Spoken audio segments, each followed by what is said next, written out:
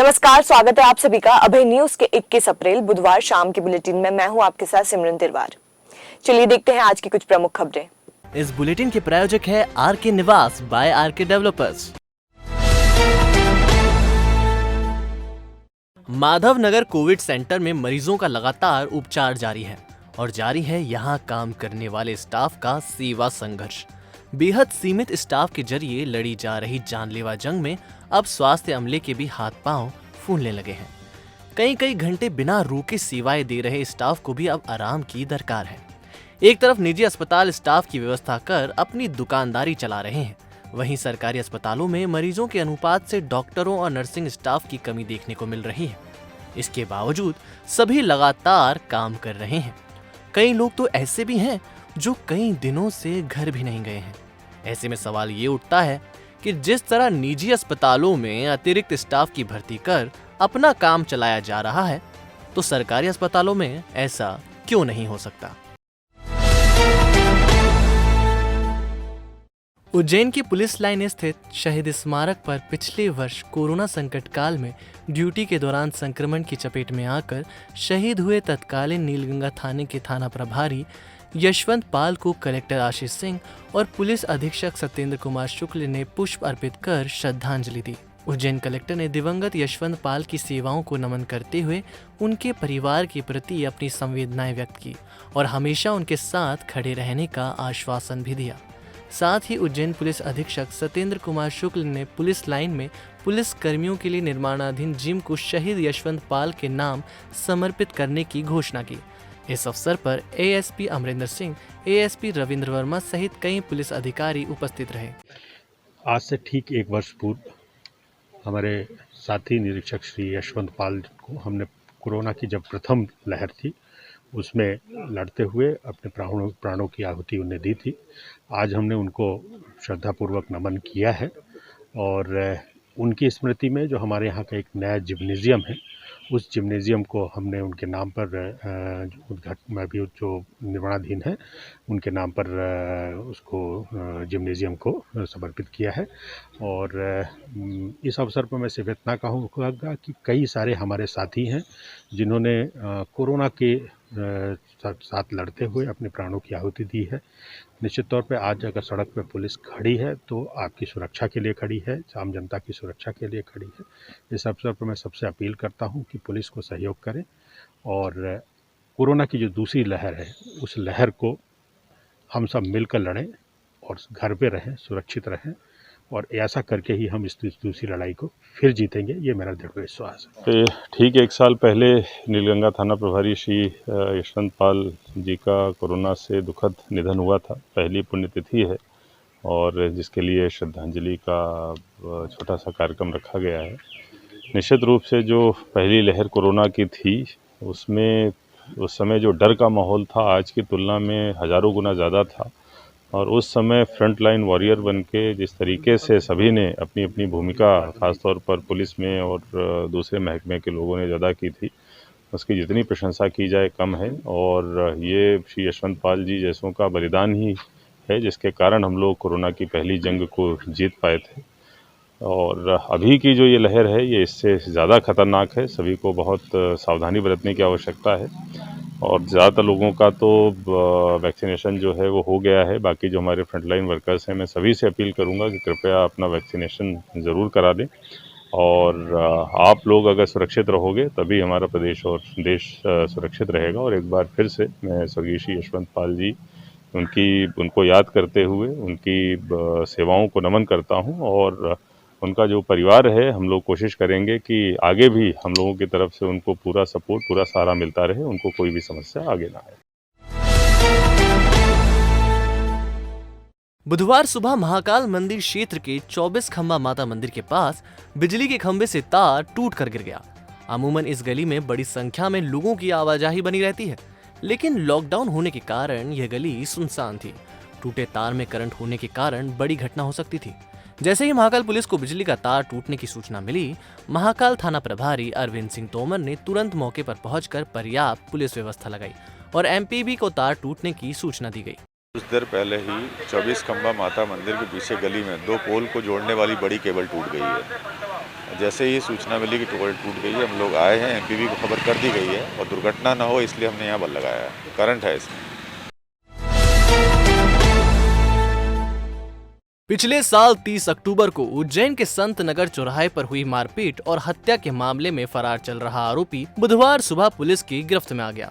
मुखबिर की सूचना पर नानाखेड़ा क्षेत्र से आरोपी दिलीप उर्फ अंडा पिता मदनलाल मकवाना निवासी बागपुरा को गिरफ्तार किया गया है।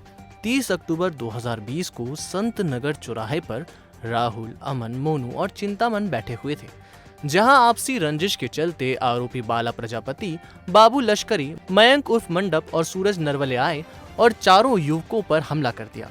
हमले में मोनू को छाती, हाथ, जांघ और कूल्हे पर चाकू लगे थे, जिसे इलाज के लिए निजी अस्पताल पहुंचाया गया था, जहां उसकी मौत हो गई थी।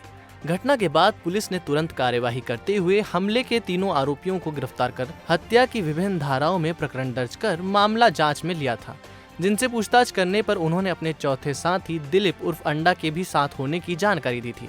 दिलीप तभी से फरार चल रहा था और पुलिस अधीक्षक उज्जैन ने उस पर 10,000 का इनाम भी घोषित किया था। थाना माधवनगर के अंतर्गत लगभग 3-4 महीना पूर्व एक हत्या हुई थी। इसमें पुलिस के द्वारा अब तक 3 आरोपियों को गिरफ्तार किया गया था और इसमें एक आरोपी और शेष था और इस पर पुलिस अधीक्षक महोदय के द्वारा इस पर 10,000 इनाम घोषणा की गई थी। साइबर की टीम और टीआई भैरूगढ़ और उनकी टीम के द्वारा इस आरोपी को जो 10,000 रुपये का इनाम था उसको गिरफ्तार करने में सफलता मिली है और आरोपी को इस हत्या वाले मामले में गिरफ्तार कर कार्रवाई की जा रही है। पवासा क्षेत्र के सी ब्लॉक में रहने वाली युवती को एक सिरफिरे युवक ने प्रेम आग्रह ठुकराने पर चाकू से हमला कर दिया। युवक ने दीवाना मुझसे नहीं कहकर युवती को प्रपोज किया, लेकिन युवती द्वारा हम आपके हैं कौन कहने पर युवक इतना आक्रोशित हो गया कि ठुकरा के मेरा प्यार मेरा इम्तिहान दिखेगी की तर्ज पर रास्ते में रोका और चाकू से घायल कर भाग निकला। फिलहाल माधवनगर थाना पुलिस ने हत्या के प्रयास का प्रकरण दर्ज कर बदमाश और उसके साथियों की तलाश शुरू कर दी है। दरअसल पवासा क्षेत्र में रहने वाली युवती सोनिया पिता दिनेश थापा मंगलवार रात अशोक नगर से जा रही थी। उसी दौरान अशोक नगर स्थित नगर निगम कॉम्प्लेक्स के सामने उन्हें चम्मू निवासी बापू नगर, मोहित रघुवंशी निवासी नागझिरी, गोविंद निवासी पवासा और पवन गोसर निवासी वाल्मीकि नगर ने रोका। मोहित ने सोनिया से प्रपोज स्वीकार न करने का शिकवा किया और हमला कर दिया। घायल युवती को इलाज के लिए अस्पताल में भर्ती किया गया, जहां उसका इलाज चल रहा है। परसों रात को एक युवती द्वारा शिकायत की गई थी। उसके साथ कुछ लोगों ने चाकूबाजी की घटना की है। उसमें 4 लोग आरोपी नामजद है, उसमें से एक की गिरफ्तारी हो गई है। जो गिरफ्तार हुआ है वह नाबालिग है, उससे पूछताछ की गई है और बाकी जो बचे हुए आरोपी हैं उनकी भी तलाश की जा रही है। मैं उज्जैनवासी, शहरवासी, प्रदेशवासी सभी से एक अनुरोध कर रहा हूँ, ये संक्रमण रोग है, इससे हमको बचना है। एक तो 2 गज दूरी रखना है, मास्क पहनना है और अपने घर में सुरक्षित रहना है।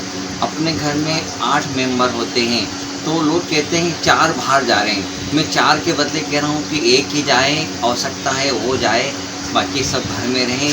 उसी से अपना ये इस बीमारी को अपन जिसको बोलते हैं चैन तोड़ सकते हैं, नहीं तो अपन अभी आज पूरा देश हाहाकार मच रहा है। मैं सभी से आपसे निवेदन करता हूँ कि मास्क पहनिए, घर में रहिए, सुरक्षित रहिए। शादी ब्याह को प्रशासन द्वारा लगाई गई रोक को प्रशासन ने अघोषित रूप से वापस ले लिया है।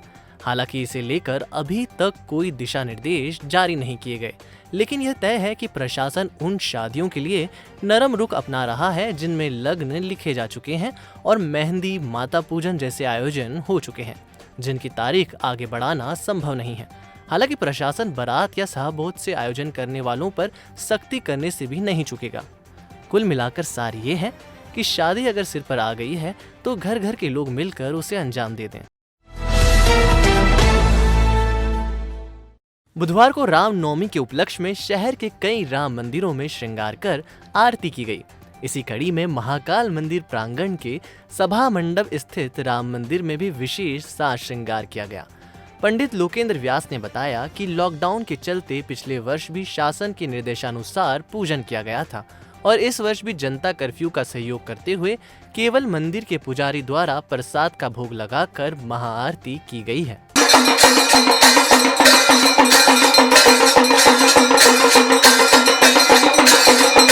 जय श्री राम। आज महारामनवमी है और प्रतिवर्ष के अनुसार महाकाल मंदिर के सभा मंडप में जो राम मंदिर स्थापित है, यहाँ पर प्रत्येक वर्ष रामनवमी का महाउत्सव मनाया जाता है और बहुत भव्य तरीके से मनाया जाता है। मगर विगत 2 बार से पिछले साल भी लॉकडाउन की वजह से बहुत सादे तरीके से और ये त्यौहार मना है और इस बार भी कम लोगों के बीच में सब गाइडलाइन का पालन करते हुए आज का भी आयोजन किया है। और आज रामनवमी का इस विशेष त्यौहार पर महाआरती की गई, माता अवंतिका की पूजन आरती की गई और बाबा का प्रसाद लगा करके सबको प्रसाद वितरण किया गया है। उज्जैन के प्राचीन मंदिर चिंतामण गणेश पर चैत्र मास की शाही जत्रा पर चिंतामण गणेश का आकर्षक श्रृंगार किया गया। पुजारी परिवार द्वारा भगवान गणेश का पूजन विधि विधान से किया गया। हालांकि यह जत्रा भक्तों के बगैर ही मनानी पड़ी। लॉकडाउन के चलते सभी धार्मिक स्थानों पर श्रद्धालुओं का प्रवेश प्रतिबंधित है, जिसके चलते केवल मंदिर के पुजारी ने ही आरती की। चिंतामण गणेश मंदिर पर चैत्र मास के प्रत्येक बुधवार जत्रा लगाई जाती है। बताया जाता है कि चैत्र मास में आने वाले बुधवार पर दर्शन का विशेष महत्व रहता है।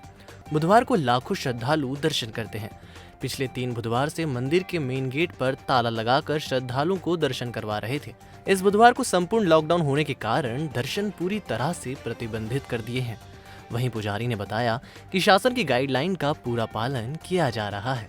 इस कोरोना काल में जो लॉकडाउन लगा है उसका पूर्ण पालन करते हुए जो नियमित पूजा होती है वो पुजारी परिवार ने भगवान का पंचामृत पूजन, अभिषेक और श्रृंगार आरती, नैवेद्य, ये सारे कार्य किए हैं। बट जो दर्शनार्थी हैं उनके लिए प्रतिबंधित है। तो दर्शनार्थी पूर्णतः मंदिर, गर्भगृह और प्रांगण दोनों चीज़ें प्रतिबंधित है और जो सिक्योरिटी के हिसाब से जो जनता को नहीं आने दिया जा रहा है तो उस हिसाब से हमने मंदिर में दर्शन प्रतिबंधित ही रखे हैं। और आज शाही जत्रा है तो जत्रा होना भी रही है और भगवान के दर्शन प्रतिबंधित है तो अभिषेक पूजन करके आ जाते हैं। महिदपुर के चौक बाजार स्थित राम मंदिर पर बुधवार को रामनवमी का पर्व हर्षोल्लास के साथ मनाया गया। पंडित पुजारियों ने भगवान श्री राम का अभिषेक कर प्रतिमा का आकर्षक और मनमोहक श्रृंगार किया। पुजारियों ने मंत्रोच्चार के साथ विधि विधान से रामलला की आरती उतारी। हालांकि कोरोना संक्रमण के लगातार बढ़ते प्रभाव के कारण महिदपुर में सभी मंदिरों पर कलेक्टर ने श्रद्धालुओं के प्रवेश पर पूर्ण रूप से प्रतिबंध लगाया है, जिसके कारण आज मंदिरों में श्रद्धालु प्रवेश नहीं कर सके। इसलिए मंदिर के पंडित पुजारी द्वारा ही श्री राम का जन्मोत्सव मनाया गया है।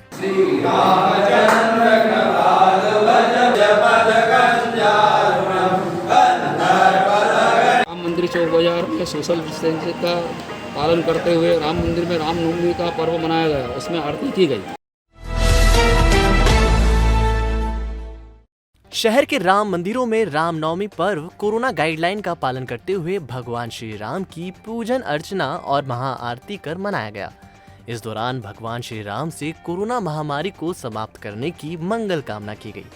कोरोना महामारी के चलते रामद्वार मंदिर के सदस्यों द्वारा ही पूजन किया गया।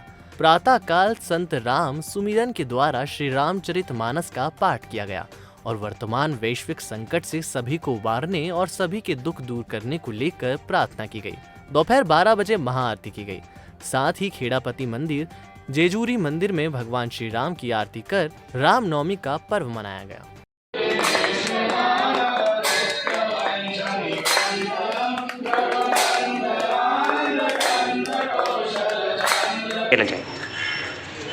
सीताराम सीताराम सीताराम कहिए, जाहि विधि राखे राम ताहि विधि रहिए। हम यही चाहते हैं कि भगवान रामचंद्र जी से कि इस कोरोना महामारी को जल्दी से जल्दी आप कृपा करके समाप्त करें और हमारे सभी देशवासी जो इस महामारी से परेशान हैं, ग्रस्त हैं, उनको मुक्ति दें, यही मंगल कामना करते हैं और शासन के सभी अनुसार गाइडलाइन का पालन करते हुए रामनवमी के लिए सबको शुभकामनाएं। Patidar nursing institute Indian nursing council के मानकों पर 100% खरा। उज्जैन का प्रथम नर्सिंग महाविद्यालय हमारे संस्थान में उपलब्ध है 3 वर्षीय नर्सिंग डिप्लोमा, बीएससी नर्सिंग 4 वर्षीय डिग्री, पोस्ट बीएससी नर्सिंग 2 वर्षीय डिग्री और एमएससी नर्सिंग 2 वर्ष post graduate degree study programme. हमारी विशेषताओं में शामिल है हॉस्टल व मेस सुविधा, सर्व सुविधा युक्त कैंपस, बस फैसिलिटी, कोर्स पूरा करने पर 100% जॉब गारंटी, योग्य व निपुण फैकल्टी, वर्ग अनुसार छात्रवृत्ति, 3000 से ज्यादा पुस्तकों से सजी लाइब्रेरी, स्पोकन इंग्लिश व कंप्यूटर की निःशुल्क शिक्षा, विभिन्न प्रयोगशालाएं और नर्सिंग प्रशिक्षण के लिए 150 बिस्तरों वाला रिसर्च सेंटर व हॉस्पिटल। हमारा पता है Patidar nursing institute, Moru Khedi, Patpala, Maksi road, Ujjain. Mobile 9522200084, 9522200092। Vikas Nagar चौराहे पर लाला की होटल के सामने स्थित मुक्ति धाम पर कोरोना संक्रमण से जिनकी संदिग्ध मृत्यु हुई है, उनके दाह संस्कार लोगों के द्वारा रात में करने को लेकर प्रशासन के पास लगातार शिकायतें मिल रही थी, जिसके चलते नगर निगम की टीम ने मंगलवार को मुक्ति धाम के चबूतरे पर बने शेड को ध्वस्त कर दिया था। लेकिन इसके बाद भी खाली जगह पर लोग दाह संस्कार कर रहे थे। लगातार मिल रही शिकायत को लेकर तहसीलदार पूनम तोमर, नगर निगम टीम और पुलिस मौके पर पहुंचे और जेसीबी से चबूतरे को भी तोड़ दिया है। इस दौरान लोगों ने विरोध दर्ज किया। लोगों का कहना था कि सामान्य लोगों का दाह संस्कार किया जाता है। 50 वर्षों से विकास नगर, बावड़िया और आसपास के क्षेत्रों के लोग दाह संस्कार करते आ रहे हैं। लोगों का कहना था कि भले ही चबूतरे को तोड़ दिया है, लेकिन हम यहीं पर दाह संस्कार करेंगे। इस स्थिति में सब वाहन नहीं मिल रहा है। सब वाहन जब 400-500 रुपए लगते हैं, लोग बात जो पास के हैं वो कम से कम अपना दाह संस्कार कर तो कर दे। और कोविड का व्यक्ति को तो दे ही नहीं रहे ना,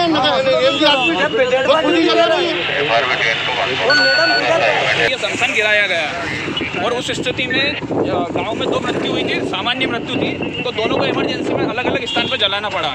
और हालत ये है कि व्यक्ति के पास इतना पैसा नहीं है कि वो वहाँ से ले जाके शमशान में जला जाए देवास वाले में, क्योंकि 3000, 3500-4000 रुपये खर्चा आता है। सब वाहन लाना पड़ता है, फिर वहाँ 2000 रुपये की रसीद कटवानी पड़ती है। अभी कहाँ जगह, और वहाँ भी जगह नहीं मिलती। और ये सामान्य मृत्यु को कोविड वाले में जलाने के बोल रहे हैं, वहाँ ले जाओ, वहाँ ले जाओ। शासन ये बोल रहे हैं कि कोई पॉजिटिव वाला भी जलाया जा रहा है। मेरा ये कहने का मतलब है उसे सील बंद पैक कर देना था चद्दर लगा के, या फिर जनता से अनुरोध करना था कि भाई बिना आप जानकारी लिए हुए, बिना जनप्रतिनिधि, बिना पब्लिक को जानकारी दिए हुए आप अपनी मनमानी कर रहे हैं। ऐसे समय पे आगे हम यहाँ पे ही दाह संस्कार करेंगे। कोविड वालों का विषय पे आएंगे तो उन्हें हम यहाँ पे दाह संस्कार नहीं करने देंगे। बाकी जैसे पहले होता था वैसा ही होगा।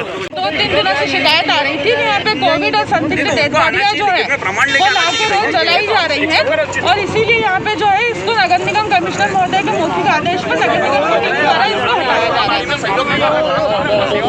मतलब भविष्य में यहाँ पे कुछ समाधान बनेगा इसके अलावा कुछ? ये अभी फिलहाल जो आपदा आई है महामारी की, इस कोविड के लिए डिसीजन लिया गया, आगे जो भी होगा वो करा जाएगा। खासरोद के समीप ग्राम छोटा चिरोला में शनि मंदिर पर ओटला निर्माण को लेकर 2 पक्षों में विवाद की स्थिति बन गई, जिसकी जानकारी तहसीलदार मधु नायक को मिली। उन्होंने मौके पर पहुंचकर मौका मुआयना कर दोनों पक्षों की आपसी सहमति से मामला सुलझाया।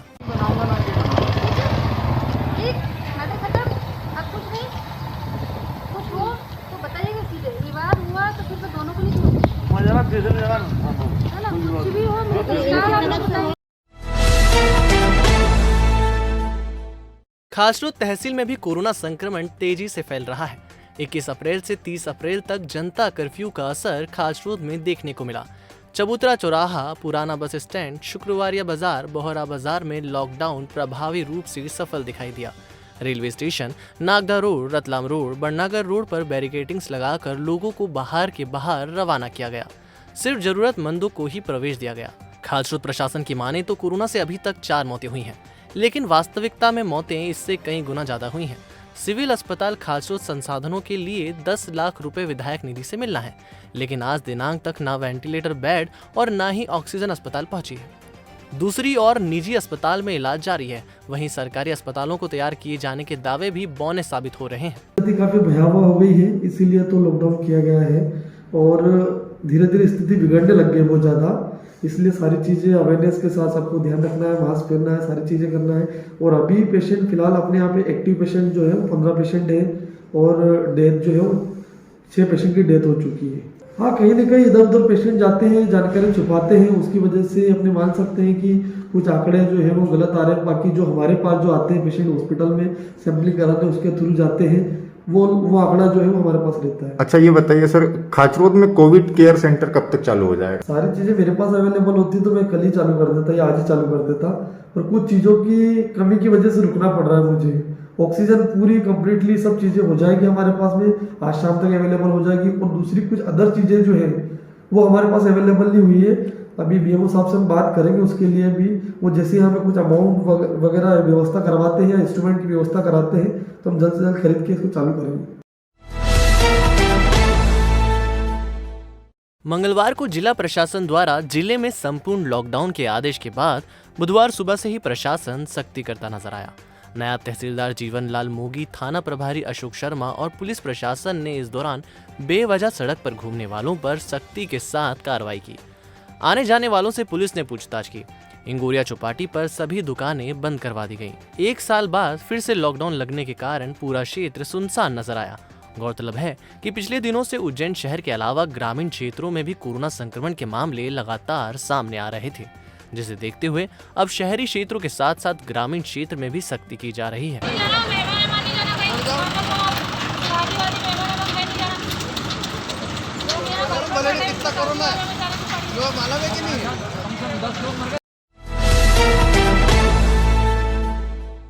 महिदपुर में बुधवार को शहर सहित आसपास के ग्रामीण क्षेत्रों में जनता कर्फ्यू का असर देखने को मिला।